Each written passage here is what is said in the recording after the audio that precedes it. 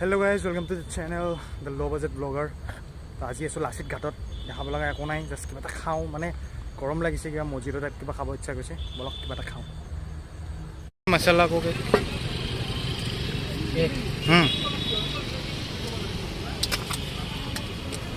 30 वाला ना 40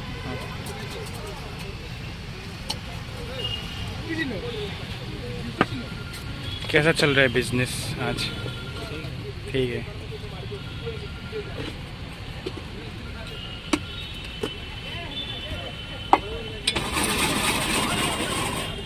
क्या आइस आइस आएगा ना?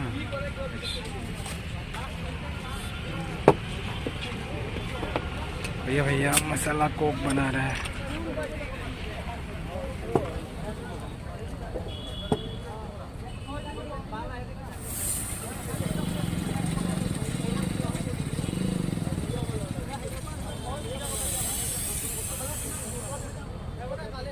भैया एक बार आपका दुकान का लोकेशन बता दीजिए।